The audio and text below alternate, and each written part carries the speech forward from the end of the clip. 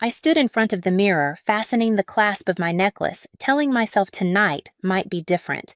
My parents had finally reached out after months of clipped conversations and sidelong glances across board tables. Dinner at the estate, just the three of us. No distractions. For a moment, I let myself believe it meant reconciliation, a truce, maybe even a chance to be their daughter again instead of their opponent. I slipped my arms into my coat when my phone buzzed. 3 words glared on the screen. Call me immediately. No greeting, no context. The sender, James. My stomach knotted as I dialed. He answered on the first ring. His voice clipped. Urgent. Lila. They filed the petition this morning. Emergency conservatorship. Henry and Clara are claiming you're mentally incompetent to run the company. The air went out of me. My coat slipped from my hands and landed on the hardwood with a soft thud. What? They've attached witness statements, affidavits. It's not just talk anymore. They want legal control. For a heartbeat, the world tilted. I thought of my mother's gentle invitation. Let's talk about the future, and the way my father had smiled with thin politeness when he passed me at the last board meeting. I thought it meant progress. Instead, it was preparation. They planned this, I whispered, though it was less a statement than the slow recognition of a trap. James didn't soften his words. Yes, and they're moving fast. The apple pies I bought on my way home sat in their box on the counter, suddenly absurd. A peace offering meant for parents who had already decided to erase me. I sank onto the edge of the bench by the door, pulse hammering, and stared at the phone still glowing in my hand, knowing I couldn't walk blindly into that dinner. It was never an invitation. It was an ambush, and I had just stepped into their game. I could still hear my mother's voice from 3 days earlier lilting with warmth I hadn't heard in months. Honey, let's talk about the future. Just dinner, the 3 of us. It had sounded like a thread sewn into something torn. A chance to believe we might find our way back to each other. I wanted so badly to believe it that I stopped at the little bakery near my old school and bought apple pies, the kind she used to sneak onto my plate when I was a girl. Now, with James's words echoing in my head, the memory soured. That gentle tone, that invitation, it had been rehearsed. They hadn't wanted my company. They had wanted my compliance. I sank deeper into the bench and let other moments resurface, ones I had brushed off at the time. My father cutting me off mid-sentence during a quarterly meeting, finishing my point as if I hadn't spoken at all. My mother's light laugh in front of the staff. Lila forgets things lately, but don't we all? Everyone chuckled, and I forced myself to smile too, pretending it was harmless. But it wasn't harmless. It was steady erosion. I had excused it as tension, as age, as family dynamics. I told myself I was imagining it because the alternative was too painful, that the people who raised me were slowly sanding down my credibility in public while feeding me scraps of affection in private. I walked into my kitchen and opened the bakery box. The apple pies looked the same as always, golden crusts, sugared tops. I pressed the lid shut with trembling hands and shoved it aside. They weren't a gesture of love anymore. They were evidence of how willingly I had walked into their setup. The phone still lay in my lap, James's warning burning in my ears, and I realized I couldn't afford to be the daughter who wanted peace. I had to be something else entirely because sentiment had just turned into ammunition. James slid a folder across his desk, its weight heavier than the paper inside could possibly justify. I opened it, my hands stiff, and the first words pulled the air from my lungs. Petition for emergency conservatorship of Lila Thompson. I forced myself to read each line, though every sentence landed like a bruise. Erratic leadership, emotional decline, inability to sustain judgment in high-pressure environments. Statements signed by people I had once trusted, witness affidavits claiming I'd forgotten key dates, dismissed data, and relied on emotional whims. The language was clinical, but I could hear my parents' voices behind every accusation. James watched quietly, letting me take it in before he spoke. They didn't do this alone. 2 investors have already signaled support. They want a familiar name, your parents, to reassure them. Stability over vision. I closed the folder, fingers pressed hard into the cardboard. So they trade me for appearances. Their own daughter. He didn't offer comfort. That wasn't his role. Instead, He leaned forward, his voice level. "They're moving quickly. If the court grants temporary control, they could freeze your access to company accounts by the end of the week. This is not theoretical, Lila. It's already in motion." I tried to swallow the bitterness rising in my throat, but it sat there thick and immovable. I thought of every sacrifice, late nights, missed holidays, the steady climb through recessions and setbacks, only for my parents to claim I was unfit, not out of concern for me, but out of fear for themselves. The folder still sat open between us, my name stamped in bold like a target. I looked at James, his steady gaze meeting mine, and felt the shift begin. This wasn't about disappointment anymore. It was survival. I slid the folder back toward him, my voice steadier than I felt. "Then we fight." I sat at my kitchen table long after the sun had slipped behind the skyline, the petition still echoing in my head. The house was silent, except for the hum of the refrigerator, but my mind was loud with memories I'd tried to bury. I thought of the last quarterly meeting when a board member leaned toward me and said, "Your father mentioned you've been overwhelmed. Maybe it's time to pace yourself." At the time, I laughed it off, but the memory landed differently now. My parents had been feeding doubts into ears already eager for an easier story. Other fragments came back small and sharp. A young associate offering to clarify my own projections as if I couldn't read the numbers I'd built. A department head hesitating before answering my questions, waiting to see if Clara or Henry would speak first. I had brushed it all aside, telling myself I was imagining it, that I was tired. My eyes drifted to the bakery box on the counter. The apple pies looked perfect untouched, but they mocked me now. They weren't sweet reminders of childhood. They were proof of how easily nostalgia had blinded me. I had walked into their trap, smiling arms full of peace offerings, while they sharpened knives behind closed doors. A chill slid through me as the worst thought surfaced. What if the board believed them? What if my years of precision and discipline were erased by a handful of affidavits and a rehearsed narrative? The idea wrapped tight around my chest, pressing until my breath came shallow. I pressed my palms flat against the table and forced myself upright. Fear was dangerous, but denial had been worse. I couldn't afford either anymore. If my parents were willing to fracture me piece by piece, then I would have to find the cracks in their armor too. By Thursday afternoon, I had forced myself back into the office, though the walls felt different now, as if even the glass carried whispers. I moved through the corridors with my chin lifted, determined not to let anyone see how much my hands trembled when I closed my office door. My parents' petition had cracked something, but it hadn't broken me. Not yet. I was gathering reports for James when there was a faint knock. Ethan Carter, one of the junior accountants, lingered in the doorway, barely out of school. He usually kept to himself, polite and diligent in ways that rarely drew attention. But now his shoulders were stiff, his eyes darting to the hallway before he stepped inside. He held a folded piece of paper like it burned to touch. "Miss Thompson," he whispered, his voice low enough that I had to lean forward. "I think you should see this." I reached for it, the tremor in his fingers betraying the risk he felt. He didn't wait for me to open it, just backed toward the door. "Please don't say it came from me." Then he was gone. I unfolded the sheet and the breath left my lungs. An email printed from the company server. Subject line: pre-transition support.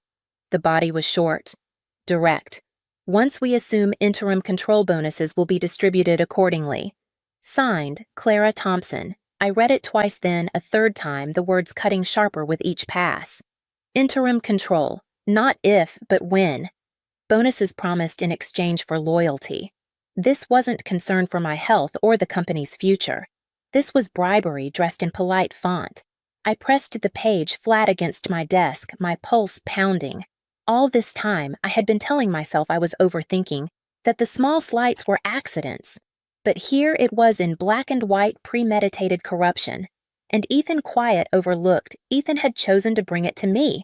He could have stayed silent. Silence would have been easier, safer, even profitable if those bonuses were real. But he hadn't. He had seen the truth and handed it over, trembling but resolute. Something in me steadied for the first time in days. I felt a flicker of clarity. If even one young accountant had the courage to stand against them, then I had no excuse to falter. I slipped the email into a folder marked evidence and knew the fight had shifted.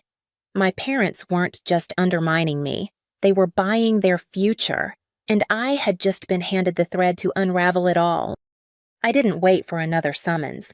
I drove to the estate the next evening and walked into the study where both of them sat firelight, casting their faces in soft amber.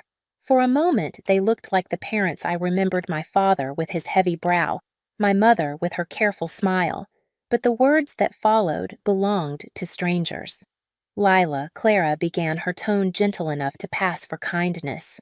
"We never wanted this to feel adversarial. You've done incredible things, but everyone has their time.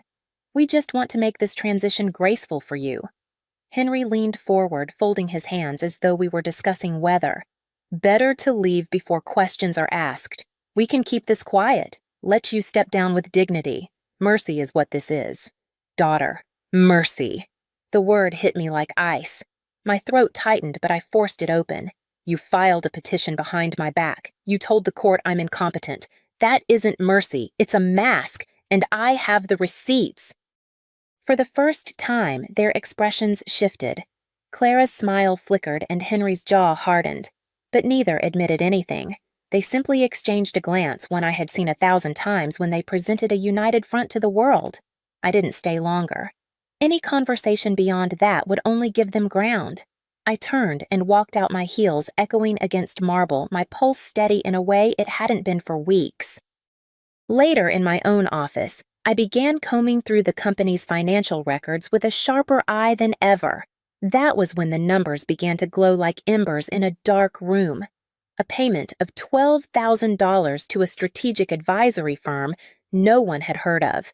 Another $8,500 to a so-called consultant abroad with no reports, no deliverables, no trail of actual work. I sat back staring at the screen, the figures screaming louder than words ever could. Fraud wasn't suspicion anymore. It was undeniable, logged and time-stamped. My parents hadn't just tried to take me down with a story. They were funding their betrayal with stolen money. And with every document I saved into my growing file, I knew the facade of mercy was cracking, leaving only the raw steel of strategy behind it. By the weekend, my office no longer looked like a workspace. It looked like a bunker. Every surface was covered with binders and folders, each labeled in block letters: medical evaluations, revenue growth, client retention, staff commendations. I built the wall of evidence brick by brick, the way I had built the company itself, patiently, precisely, without shortcuts. I laid out the clean medical reports, first signed by 2 specialists, confirming what I already knew. No cognitive decline, no impairment, no reason to doubt my ability to lead. Then came 3 years of revenue records charts that told a story numbers never lie about. Growth steady, margins, healthy expansion real. On another table, I spread client contracts and personal notes of thanks. Their signatures proved that my leadership wasn't just ceremonial. When fatigue pressed in, I forced myself to watch the recording of my keynote at the Leadership Summit last year. 40 minutes without a single note. Every fact and figure delivered with precision. I remembered the standing ovation at the end, the rush of pride when strangers recognized what my parents had long dismissed. As I replayed it, I didn't see sentiment. I saw clarity. That woman was still me. James stood across from me late one night, his tie loosened, eyes narrowing as he scanned the stacks. "This is good," he said, tapping one binder. "But remember, they may stage evidence, fabricated anecdotes, coached witnesses. Be ready for noise." I nodded, sliding another set of files into place. "Let them try. Numbers don't shake when questioned." I straightened, surveying the fortress I had built. This wasn't about nostalgia anymore. The apple pies, the memories, the longing for reconciliation, those were ashes now. What stood before me was my arsenal, and the courtroom was waiting. The next step was no longer survival. It was war.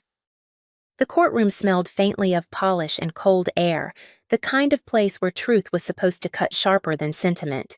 I walked in steady, dressed in black, while across the aisle, my parents had already staged their tableau. Clara wore cream soft and composed her expression carefully, painted in maternal calm. Henry sat beside her spine, straight, projecting the air of a dignified patriarch burdened with a difficult duty. Their lawyer began with practiced sorrow. "This is not about animosity," he said, gesturing toward them. "This is about concern. My clients are loving parents who have watched their daughters decline with growing alarm, erratic decision-making, emotional instability. They acted not out of ambition, but necessity." I kept my hands folded, listening to the fiction they spun in public. Every word was polished, but the undertone was unmistakable pity disguised as truth. Then it was James's turn. He rose calmly, no theatrics, and began sliding binders across the bench. "Your Honor, the respondent has been medically evaluated by 2 specialists within the last 18 months. Both reports confirm no signs of cognitive decline." He opened the folder pages stamped and signed. Another binder landed next, filled with 3 years of revenue growth, client retention, and expansion deals, all benchmarked above industry standards. The room rustled as charts and contracts were passed forward. Finally, James set down a stack of financial records. His voice sharpened to precision. "And here we have documentation of unauthorized payments.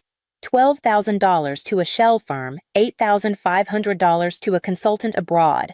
These transfers were approved by the petitioners disguised as company expenses." The judge flipped through the pages slowly before lifting his gaze. His voice was steady, but it landed like a hammer. "You accuse your daughter of incompetence while using her company's funds against her." Gasps rippled through the gallery. Clara faltered, her hands tightening on her lap. Henry opened his mouth, stammered, and fell silent. For the first time, their carefully constructed illusion began to crack, and I knew the stage was shifting beneath their feet. The judge's words cut through the air with finality. The petition was dismissed, and with it the lie my parents had been rehearsing for months.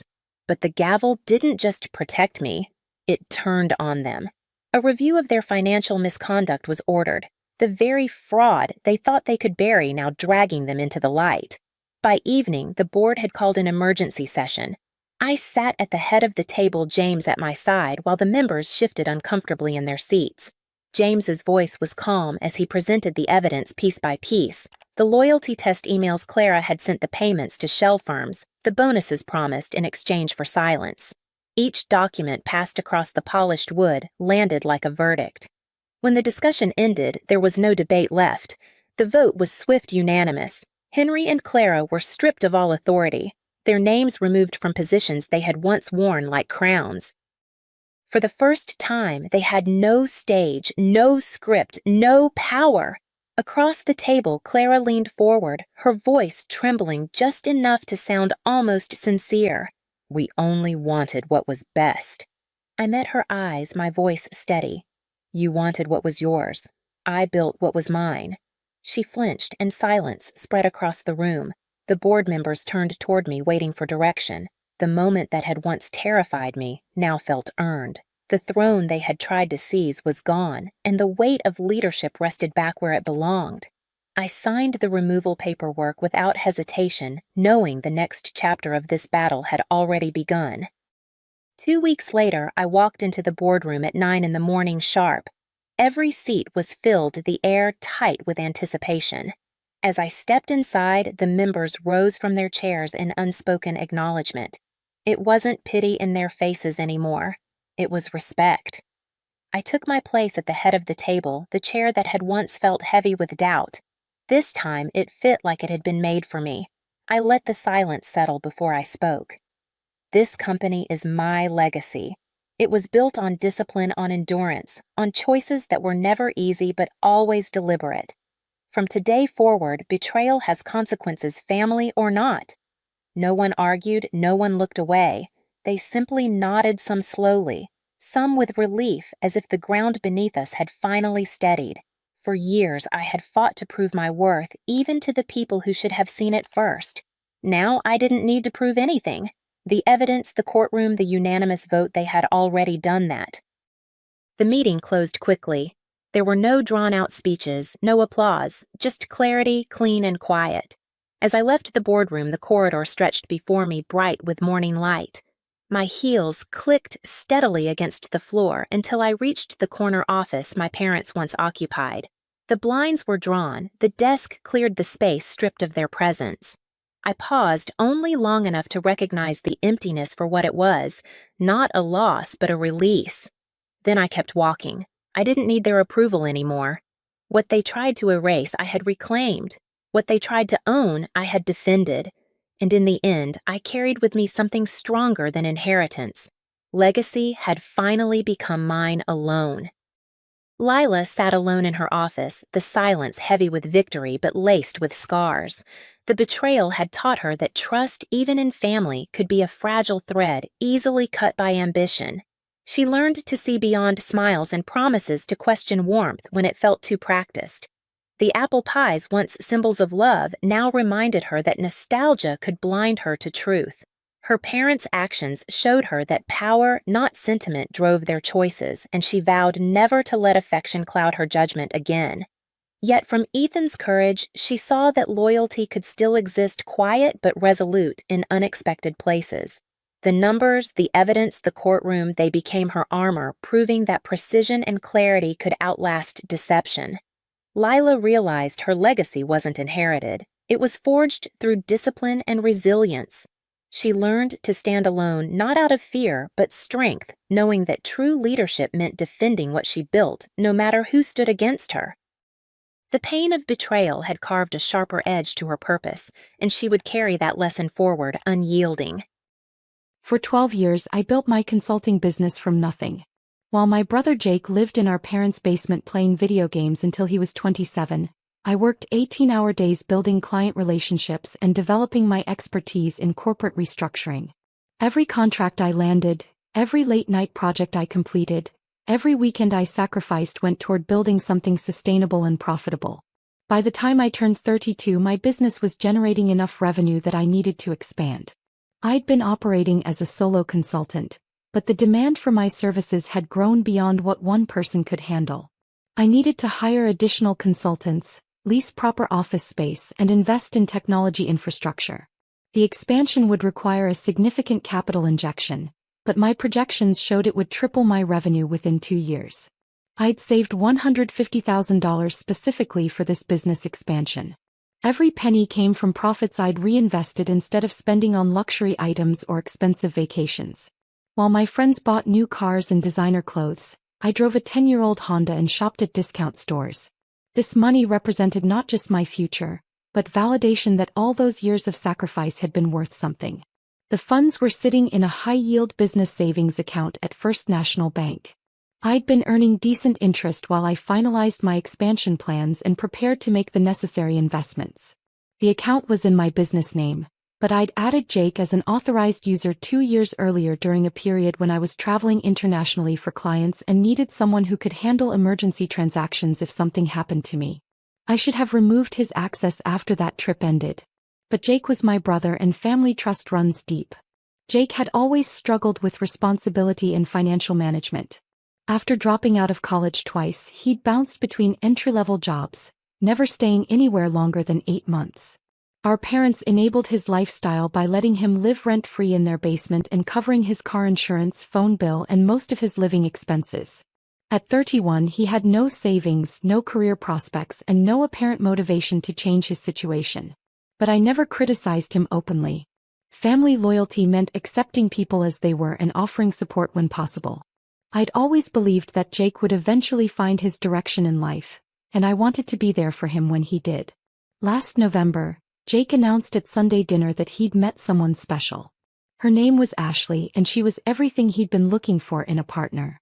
She was beautiful, intelligent, adventurous, and best of all, she believed in his potential. They'd been dating for 3 months, and Jake was convinced she was the one. Ashley had recently returned from studying abroad in Italy, Jake explained, and she'd been telling him incredible stories about European culture, art, and history.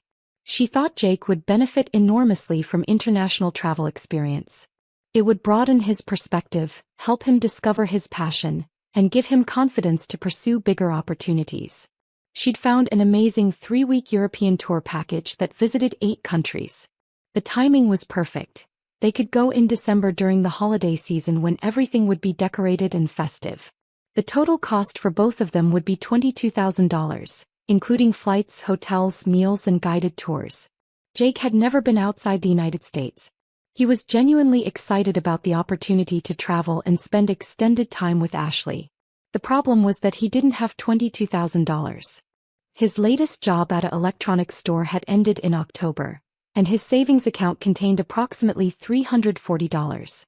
"I know it's a lot of money," Jake said at dinner, "but Ashley thinks this could be life-changing for me. She's got connections in Europe who might be able to help me find work opportunities over there." Mom looked concerned. "Honey, how would you pay for something like that?" "I was hoping maybe I could borrow some money from the family. I'll pay it back once I figure out my career situation." Dad shifted uncomfortably. $22,000 is a significant amount, son. "I know. But think of it as an investment in my future. Ashley says travel experiences like this are what separate successful people from people who stay stuck in their hometown forever." I felt a familiar knot forming in my stomach. Jake had borrowed money from family members dozens of times over the years, always with promises to pay it back once things turned around. None of those loans had ever been repaid, but family members continued lending to him because he was charming and optimistic and genuinely believed each new opportunity would be his breakthrough. "Jake, have you looked into getting a personal loan from a bank?" I asked carefully. He laughed. "Banks don't give loans to people like me. I don't have credit history or collateral or any of that stuff they require. What about getting a job first, saving money for a few months and then planning the trip? Ashley can't wait that long. She's got other people interested in traveling with her, and this tour package has limited availability. It's now or never." The conversation moved on to other topics, but I could see the disappointment in Jake's face for the rest of the evening. When I left my parents' house that night, Jake walked me to my car. "Emma, I know you think I'm irresponsible with money, but this really could change everything for me. Ashley sees potential in me that no one else has ever seen. Jake, I want you to be happy and successful. But $22,000 is a huge amount for a vacation. It's not just a vacation. It's an investment in my personal growth and my relationship with Ashley. She's the first woman who's ever believed I could amount to something significant." I looked at my brother's hopeful face and felt my resolve weakening. Maybe Ashley was right. Maybe Jake needed this experience to gain confidence and direction. Maybe I was being too conservative and practical. "Let me think about it," I said finally. Jake's face lit up. "Really? Emma, you're the best sister in the world. I promise I'll pay back every penny with interest." 2 weeks later, I got a call from Jake while I was in a client meeting. He sounded panicked. "Emma, I need to talk to you about the loan situation. Ashley found out that the tour company is offering a special discount if we book by tomorrow. Instead of $22,000, we can get the entire package for $18,000 if we pay the full amount up front." "Jake, I haven't agreed to lend you any money yet." "I know, but this is an incredible deal. We'd save $4,000 just by acting quickly. Ashley's other friends are putting pressure on her to choose travel companions who can move fast on opportunities like this." I felt manipulated, but I also understood the logic. Saving $4,000 was significant, and Jake seemed genuinely motivated about this relationship and travel experience. "If I were to consider lending you money, I'd need to see a written agreement with repayment terms." "Absolutely. Whatever you want. Ashley's dad is a lawyer and he could help us draft something official. And you'd need to commit to a realistic timeline for paying me back." "Of course. I'm thinking 6 months maximum. Ashley's confident that this trip will open doors for me professionally." Against my better judgment, I found myself agreeing to lend Jake $18,000 for his European vacation. We met the next day to sign a promissory note that Ashley's father had prepared. The document looked professional and included clear repayment terms: $3,000 per month for 6 months, starting in February. I transferred the money from my personal savings account, not my business expansion fund. Even though I was taking a financial risk, I kept my business plans completely separate from family loans. Jake and Ashley left for Europe on December 15th. For 3 weeks, my social media feeds were filled with photos of them visiting museums in Paris, eating pasta in Rome, touring castles in Germany, and skiing in Switzerland. They looked incredibly happy together, and Jake seemed more confident and enthusiastic than I'd seen him in years. Maybe this really would be the experience that changed his life trajectory. They returned on January 5th, full of stories about their adventures and connections they'd made with other travelers. Ashley had loved showing Jake her favorite places from her study abroad experience. Jake had discovered a passion for European history and architecture. They were already talking about planning their next international trip together. The first $3,000 payment was due on February 1st. When that date passed without any communication from Jake, I waited a week before reaching out to him. "Hey Jake, just checking in about the loan repayment. The first payment was due last week." "Oh right, sorry Emma. Things have been crazy since we got back. Ashley and I are trying to figure out our next steps together, and I'm looking into some job opportunities that came up through people we met in Europe." "That's great. When do you think you'll be able to make the first payment?" "Probably within the next couple weeks. I just need to get my finances organized." 3 weeks later, Jake still hadn't made any payment. When I called him, he sounded stressed and defensive. "Emma, I know I owe you money, but Ashley and I are going through some relationship issues right now. She's been distant since we got back, and I think she's questioning whether our lifestyles are compatible long-term."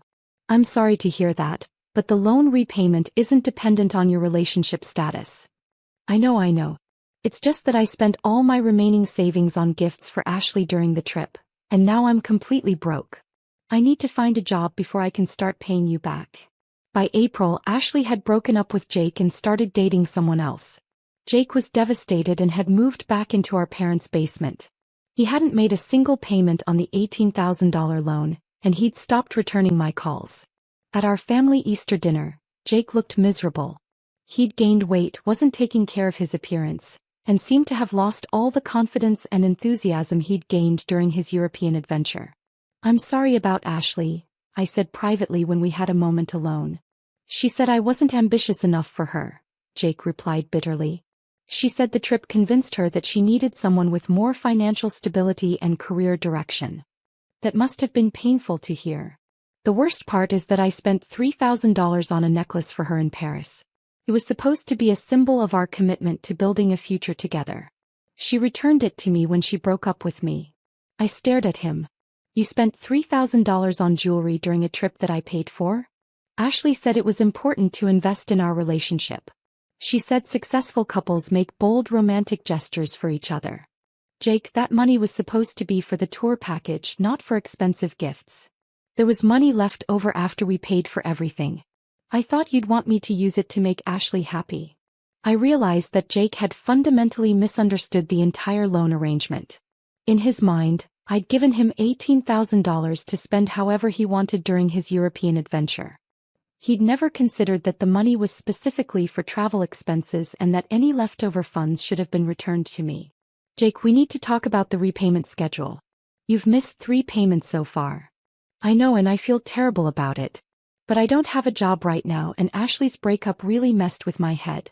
I need some time to get back on my feet." "How much time?" "Maybe 6 months.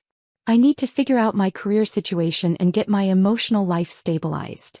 6 months stretched into 8 months, then 10 months. Jake got a part-time job at a coffee shop but claimed he couldn't afford loan payments because he was helping our parents with household expenses. He'd started dating someone new, which required money for dinners and entertainment. He'd bought a newer used car because his old one had broken down.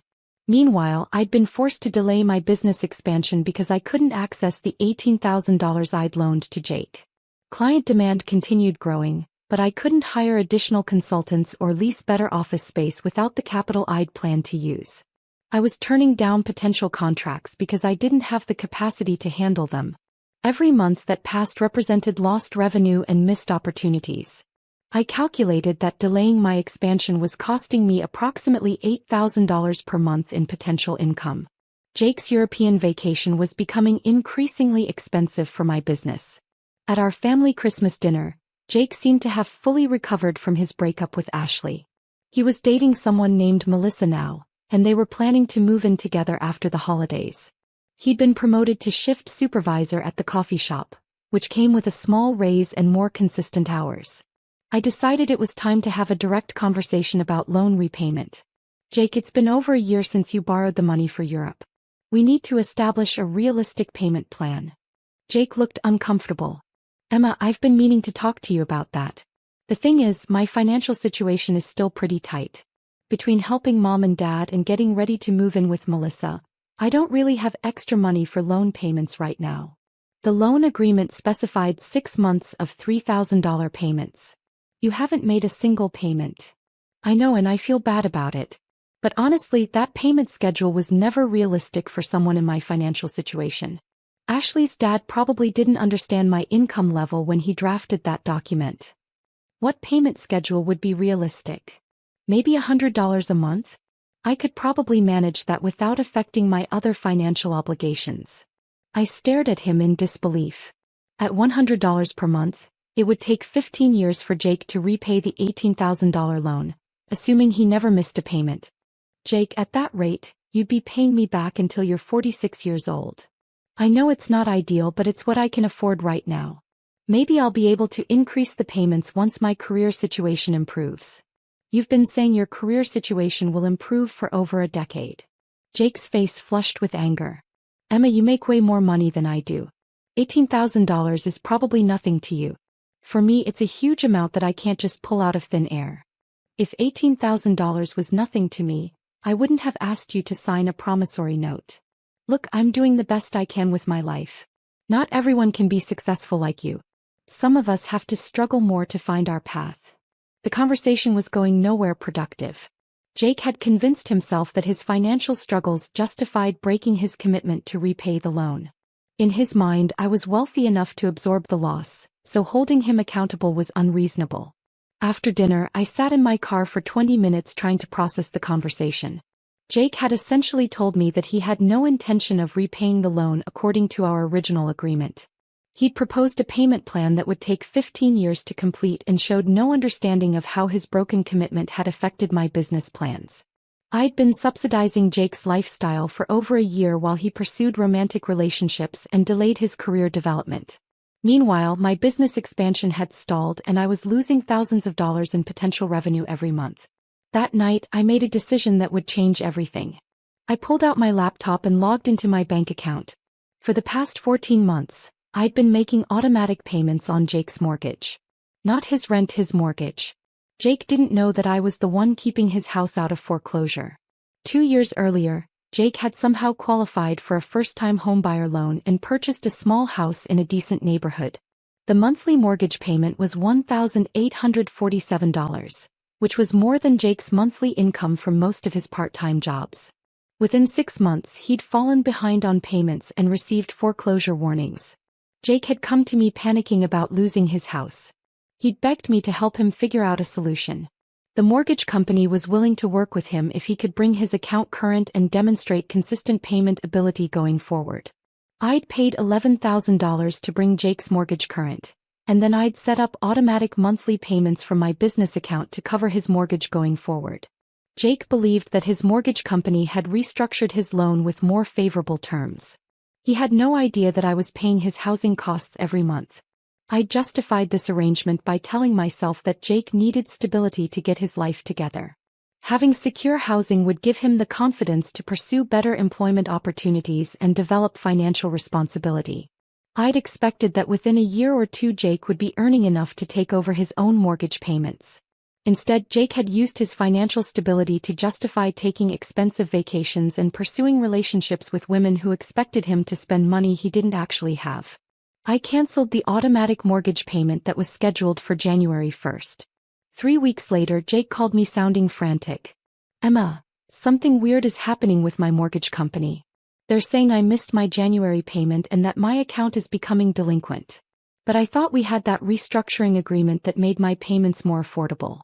What did the mortgage company tell you exactly? They said my January payment was returned for insufficient funds, which doesn't make sense because I thought the payments were being automatically deducted from some kind of escrow account.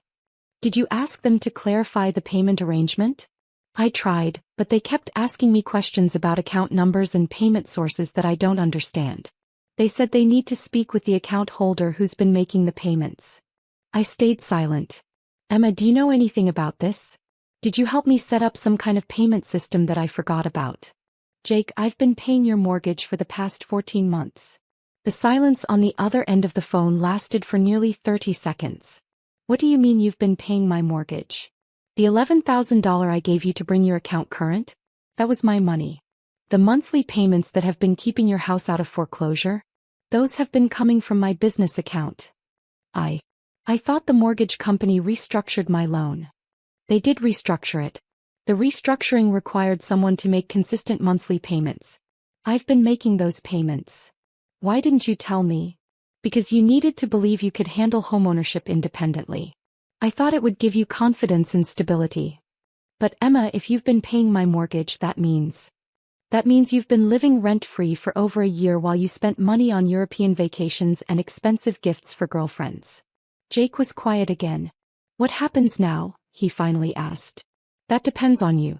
If you want to keep your house, you'll need to start making the mortgage payments yourself. Emma, you know I can't afford $1,800 a month on my coffee shop salary. Then you'll need to find a solution. Get a better job, find a roommate, or sell the house. But if I default on the mortgage, it'll destroy my credit score. That's a natural consequence of buying a house you couldn't afford. Emma, please. I know I screwed up with the loan money, but losing my house would be devastating. Can't we work something out? Jake, I've been working something out for 14 months. I've been subsidizing your lifestyle while you broke commitments to me and made excuses about why you couldn't take financial responsibility. What if I start paying you back for both the loan and the mortgage assistance? I could do like $200 a month.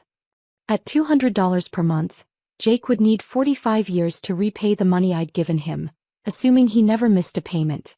Jake, I'm not a bank. I'm not in the business of providing long-term financing for people who don't honor their agreements. So you're just going to let me lose my house? I'm going to stop paying for your house. What happens next is entirely up to you. Jake hung up on me. The next morning, I received angry text messages from both of our parents. Jake had told them that I was threatening to put him into foreclosure over a small family loan. He'd portrayed the situation as me being vindictive and unreasonable about money. I called my mother and explained the actual situation. I told her about the $18,000 loan that Jake had never started repaying, and I told her about the 14 months of mortgage payments I'd been making without Jake's knowledge. Emma, I had no idea you were helping Jake with his house payments. He didn't know either. I thought it would help him gain financial stability and confidence. How much money have you given him in total? I did the calculation. Between the loan and the mortgage payments, about $43,000. Mom was silent for a long time. Emma, that's a lot of money. It's money I could have used to expand my business. Instead, I've been subsidizing Jake's lifestyle while he made excuses about why he couldn't repay me. What do you want to happen now? I want Jake to start taking responsibility for his own financial obligations. If he can't afford his mortgage, he needs to make adult decisions about his housing situation. And if he loses the house? Then he'll learn what happens when you buy something you can't afford and don't make the payments. 2 weeks later, Jake received his foreclosure notice. He had 60 days to bring his account current or the bank would begin proceedings to reclaim the property. Jake called me crying. Emma, the foreclosure notice says I owe $3,000 to bring my account current, plus I need to demonstrate ability to make ongoing payments. I don't have $3,000 and I definitely can't prove that I can afford $1,800 a month. What are your options? I could try to sell the house, but the realtor says it might take 3 to 6 months to find a buyer. I could try to find a roommate, but I'd still need to come up with the back payment amount. Or I could try to get a personal loan, but my credit score has been dropping because of missed payments. Those all sound like reasonable options to explore. Emma, will you help me? I know I've been irresponsible, but losing my house would ruin my credit for years. It would affect my ability to rent apartments, get jobs, everything. I thought about Jake's request. He was asking me to solve another financial crisis that resulted from his poor decision-making. If I bailed him out again, he'd learn that there were no real consequences for breaking financial commitments to family members. Jake, I've already helped you by paying over $40,000 toward expenses you couldn't afford. I'm not going to continue subsidizing your lifestyle. But I'll pay you back this time. I swear on Mom's life that I'll honor whatever agreement we make. You swore that last time too.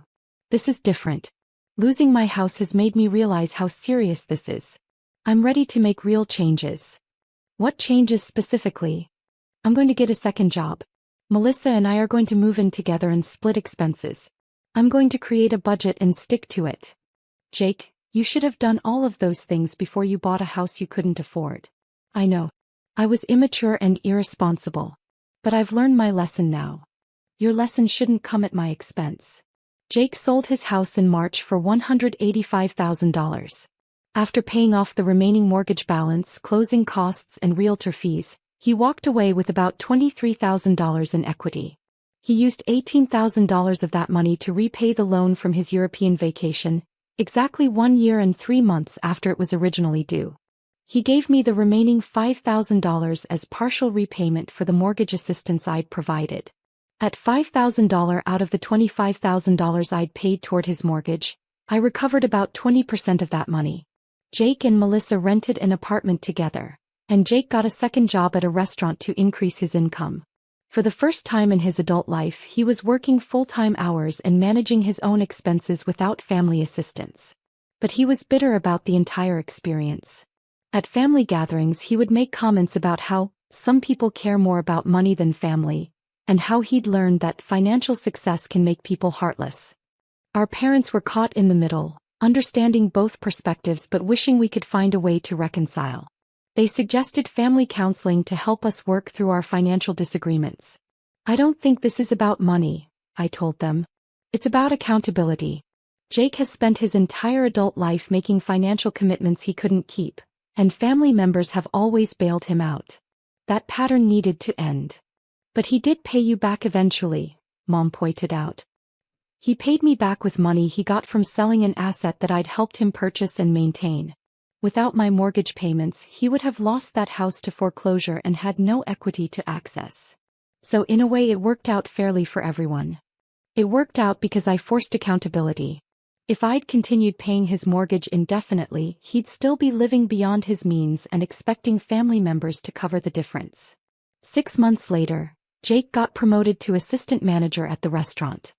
His increased income allowed him and Melissa to move to a nicer apartment and start saving money for the first time in their relationship. At Christmas dinner, Jake approached me privately. "Emma, I owe you an apology. When I lost the house, I was angry and blamed you for being unsympathetic. But living within my actual means has been better for me than I expected." "How so?" "Melissa and I have a real partnership now because we're both contributing equally to our expenses. I'm not constantly stressed about money because I'm not trying to maintain a lifestyle I can't afford. And I feel better about myself because I'm earning what I have instead of relying on family subsidies. I'm glad you're in a better place. I want you to know that I understand why you stopped helping me. I was taking advantage of your generosity and using it as an excuse to avoid growing up financially. Jake, I never wanted you to struggle. I wanted you to succeed independently. I know that now. And I want to pay you back the rest of the money I owe you from the mortgage assistance." "That's not necessary. Consider it a gift toward your education in financial responsibility." "No, I want to pay it back. It might take a few years, but I want to honor my debts to you." Jake did pay me back $500 per month for 3.5 years.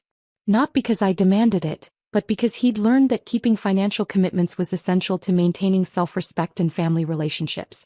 The European vacation that started this entire situation turned out to be educational after all. Not because it exposed Jake to international culture, but because it forced both of us to confront the difference between enabling and supporting family members. Jake learned that financial independence was more satisfying than financial dependence, even when dependence was more comfortable. And I learned that sometimes the most loving thing you can do for family is refuse to shield them from the consequences of their choices. The $43,000 I'd invested in Jake's financial education was expensive, but it taught both of us lessons that were worth far more than the money itself. The McLeod family reunion happened every 2 years at my uncle's ranch in Montana, where 43 relatives gathered to catch up, complain about politics, and debate whose potato salad recipe was superior. This year I'd driven 12 hours from my apartment in Washington, D.C., looking forward to 3 days of mountain air and family stories I'd heard a dozen times before. What I hadn't expected was to become the centerpiece of the weekend's entertainment. "Maya's finally learning financial responsibility," Aunt Patricia announced during Saturday's barbecue, raising her beer bottle like she was toasting my personal growth. "We helped her get out from under that ridiculous mortgage before it destroyed her credit completely." The assembled relatives, cousins, second cousins, in-laws, and family friends erupted in approving murmurs. Uncle Bob clapped me on the shoulder with his meaty hand.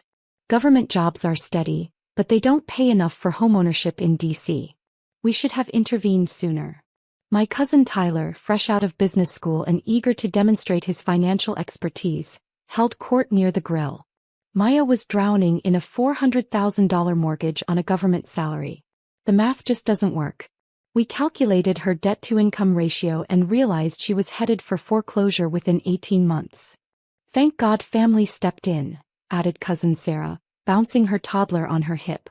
Now she can rent something reasonable and actually save money instead of throwing it away on mortgage payments she couldn't afford. I smiled and nodded, accepting congratulations from relatives who'd apparently spent considerable time analyzing my financial situation. According to the family narrative, my modest government position at the Treasury Department barely covered basic living expenses, let alone a mortgage in one of the country's most expensive real estate markets.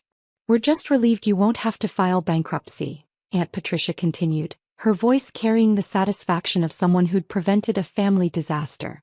When we saw how much you were struggling, we knew we had to act.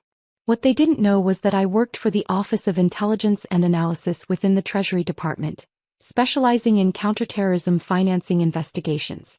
My security clearance was classified at the top secret level, which meant every financial transaction I made was monitored by federal oversight systems designed to detect potential compromise, coercion, or foreign influence. What they especially didn't know was that unauthorized property transfers involving federal employees with security clearances trigger automatic investigation protocols within 4 hours of detection. Tell everyone how we did it, Uncle Bob encouraged Patricia, his chest puffed with pride at their family teamwork. Patricia launched into the story she'd clearly been rehearsing. We contacted a real estate attorney who specializes in distressed property situations. Explained that Maya was too embarrassed to ask for help, but the family wanted to prevent a foreclosure that would hurt everyone's credit. The lawyer was amazing, Tyler added. He handled all the paperwork to transfer the property to a family trust, paid off Maya's mortgage debt, and arranged for her to rent from us at market rate. Everyone wins. Maya gets affordable housing, the family preserves the property value, and we avoid the foreclosure stigma. Market rate is $2,800 per month, Sarah chimed in. Much more reasonable than mortgage payments that were probably twice that amount. The gathering continued, buzzing with approval. Multiple relatives approached me throughout the afternoon, offering additional financial advice and expressing relief that the family had rescued me from my poor decision-making. According to them, I'd been too proud to ask for help, too naive about real estate markets, and too trusting of mortgage brokers who'd approved me for more house than I could afford. I thanked everyone sincerely. I hugged my aunt and uncle. I complimented their problem-solving skills and expressed gratitude for their concern about my financial well-being. Because in my line of work, you learn that immediate reactions often reveal less than patient observation. What I observed was that no one had actually asked me about my mortgage balance, my monthly payments, or my financial situation. They'd made assumptions based on general knowledge about government salaries and DC housing costs, then acted on those assumptions without verification. What I also observed was that the real estate attorney had apparently executed a complex property transfer without my knowledge, consent, or participation. In my professional experience, that usually constituted fraud. Sunday morning, while the family prepared for the traditional farewell brunch, I called my security officer from the privacy of my rental car. Christine, this is Maya Chin. I need to report unauthorized access to my financial assets by family members. They've apparently transferred my property to a family trust without my knowledge. Maya, are you safe? Are you being coerced? Christine's voice sharpened with professional concern. I'm physically safe. This appears to be misguided family assistance rather than hostile action. But they've executed legal documents transferring my house and mortgage without my consent or participation. How long ago? Based on their timeline, approximately 6 weeks. They're celebrating it as financial rescue from mortgage debt I couldn't afford. Maya, your mortgage payments are automatically monitored through Treasury security protocols. You've never shown any payment irregularities or financial stress indicators. I know that. They don't. I'm initiating immediate investigation protocols. Don't sign any documents, don't acknowledge consent to any transfers, and don't discuss your actual financial situation until federal agents contact you. Understood. I returned to the brunch where my relatives were sharing final stories and exchanging contact information. The conversation kept returning to my rescue and the family's pride in their collective problem-solving. Maya looks so much more relaxed now that the mortgage stress is gone, observed cousin Janet, my father's sister who taught elementary school in Oregon. You can see the weight lifted from her shoulders. That's what family is for, Uncle Bob declared, serving himself a third helping of scrambled eggs.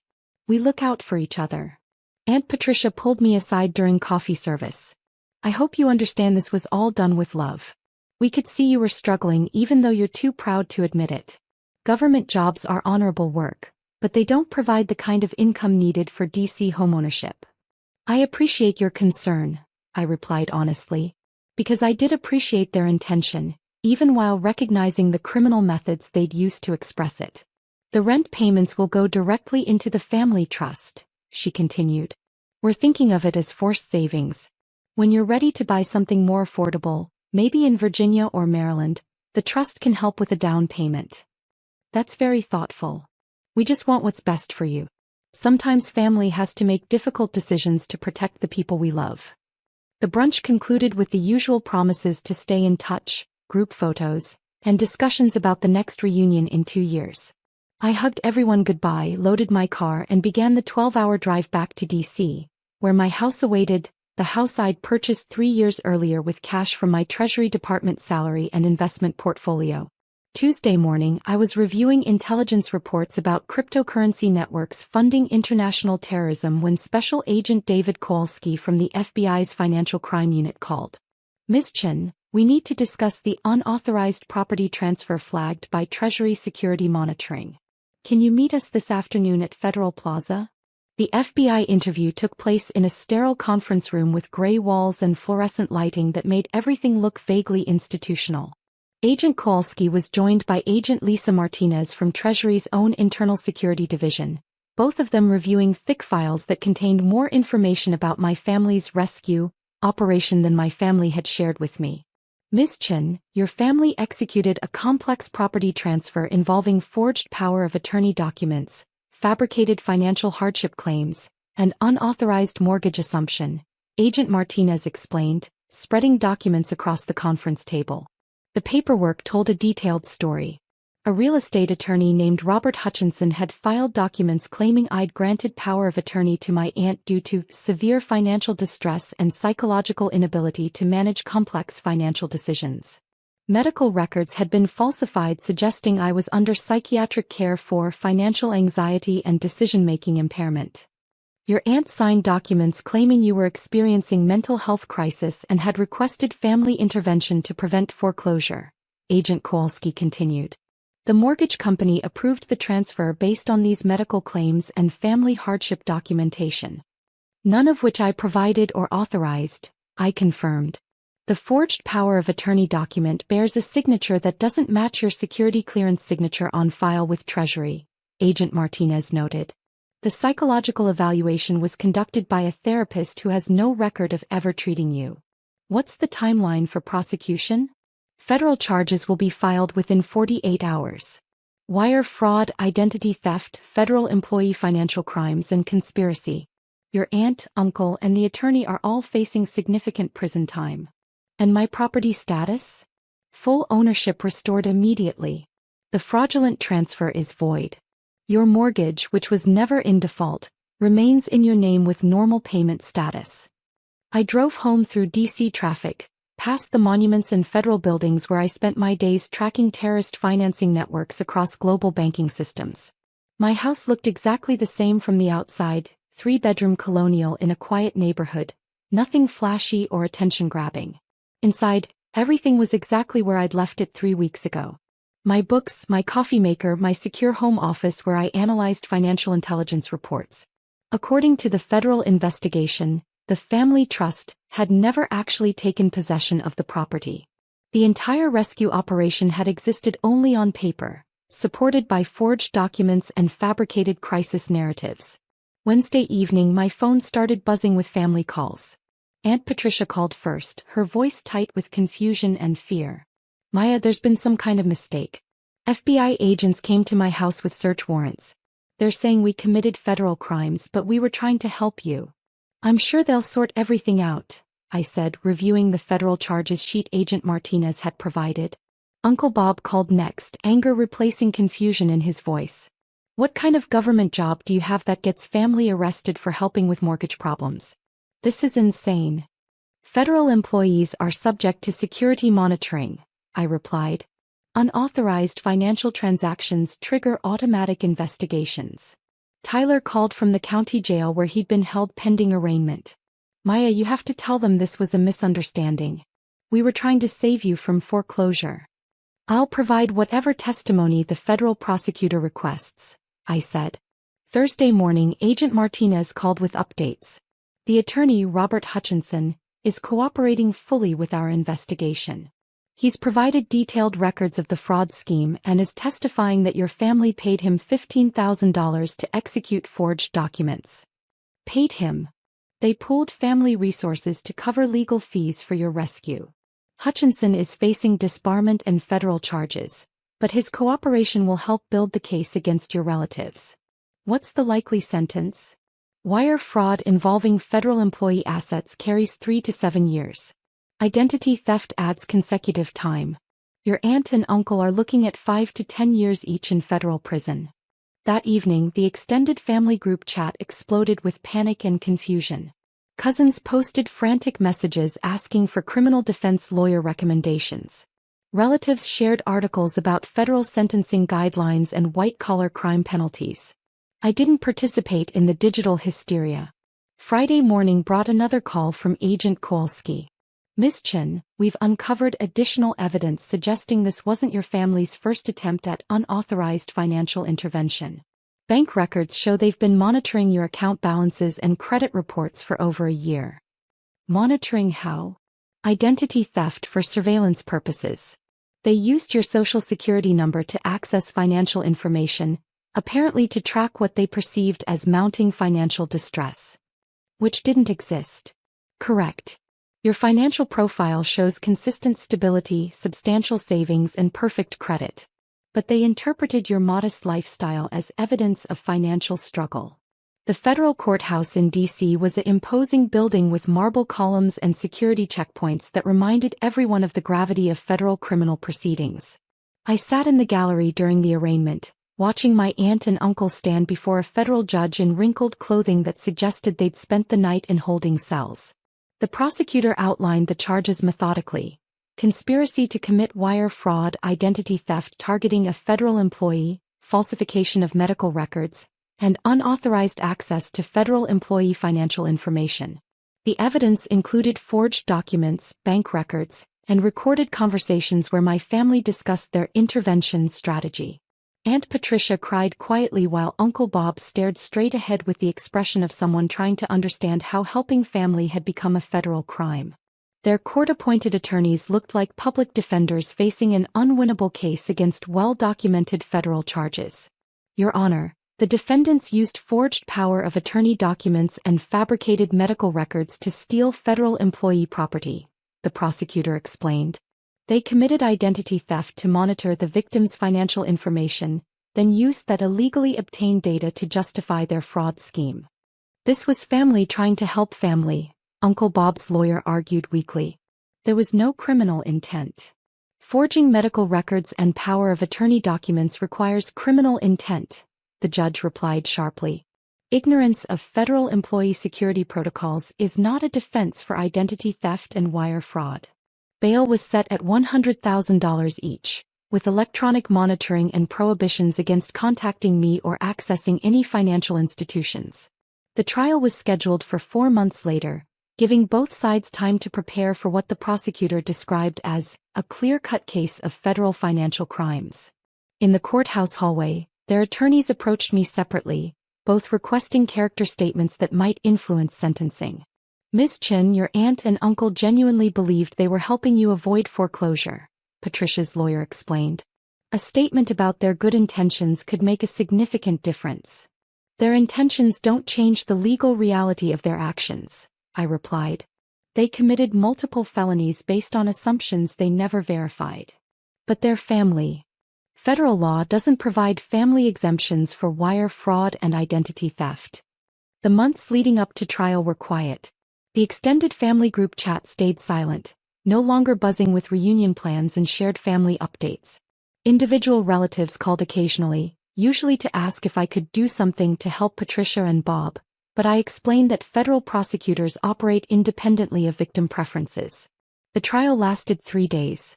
Federal prosecutors presented a comprehensive case: forged documents, falsified medical records, unauthorized financial monitoring, and recorded conversations where my family discussed their rescue strategy. The defense argued good intentions and family loyalty, but federal law focuses on actions rather than motivations. My testimony was straightforward. I explained that I worked for Treasury's Office of Intelligence and Analysis with top-secret clearance, that my financial transactions were monitored by federal security systems, and that my family had never asked about my actual financial situation before deciding I needed rescue. "Did you ever request help with mortgage payments?" the prosecutor asked. "No. My mortgage payments are automatically monitored through Treasury security protocols. Any payment irregularities would have triggered immediate review." "Did you grant power of attorney to your aunt?" "No. I've never granted power of attorney to anyone." "Did you undergo psychological evaluation for financial anxiety?" "No. I've never been treated for financial anxiety or decision-making impairment." "Did you consent to property transfer to a family trust?" "No. I learned about the alleged transfer at a family reunion where my relatives celebrated their intervention." The defense attorney tried to suggest that my modest lifestyle had reasonably led family to believe I was struggling financially. "Miss Chin, you drive a Honda Civic and shop at discount stores. Isn't it understandable that family might perceive financial difficulty?" "Federal employees with security clearances live modestly for operational security reasons," I replied. "Personal financial information is classified and not discussed with family members." "But your family was trying to help." "My family committed federal crimes based on assumptions they never attempted to verify." The jury deliberated for 2 hours.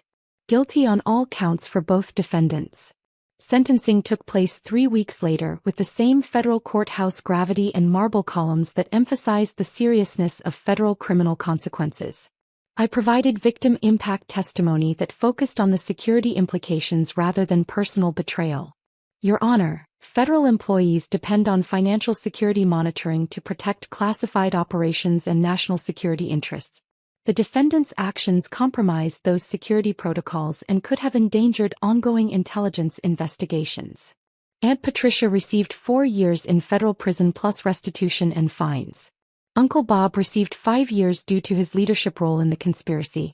Both would serve their sentences at minimum security facilities, eligible for early release after serving 2/3 of their time with good behavior. The extended family gathered in the courthouse parking lot afterward, processing the reality that helping family had resulted in federal prison sentences. Several relatives approached me with variations of the same question. Couldn't I have prevented this somehow? "Federal security protocols aren't optional," I explained. "When family members commit crimes against federal employee assets, the law applies regardless of motivation." Cousin Tyler, who'd avoided charges by cooperating with the investigation, looked at me with something between respect and fear. "We never really understood what you do for work." "You understood exactly what I told you," I replied. "You just decided it wasn't important enough to respect." I drove home alone, through DC traffic that moved normally despite the fact that everything had changed. My house looked the same from the outside: modest, unremarkable, easily underestimated. Inside, I made coffee and returned to analyzing terrorist financing networks, the same work I'd been doing throughout my family's rescue operation. The family group chat stayed quiet for months after the sentencing. When communication eventually resumed, it was different. Careful, respectful. The casual assumptions about my financial situation disappeared, replaced by tentative questions about my work that I answered with the same professional discretion I'd always maintained. Patricia wrote me one letter from federal prison, 6 months into her sentence. She apologized for the crimes and acknowledged that she'd never asked about my actual financial situation before deciding I needed rescue. She said prison had given her time to understand the difference between helping someone and controlling them. I wrote back once, a brief note expressing hope that she used her time constructively and that federal prison libraries had excellent resources for learning about financial crimes and their consequences. The family learned slowly that good intentions don't override federal law. That assumptions can become crimes when you act on them without verification. That federal employees take security protocols seriously, even when their families think they're just pushing papers at boring government jobs. And I learned that sometimes the most effective way to establish boundaries is through federal prosecution, where family loyalty becomes irrelevant and criminal actions face consequences regardless of motivation. 4 to 5 years was a long time to think about the difference between helping and controlling, between family support and criminal conspiracy, between Treasury Department paperwork and counterterrorism financing investigations. But some lessons are worth the time it takes to learn them properly.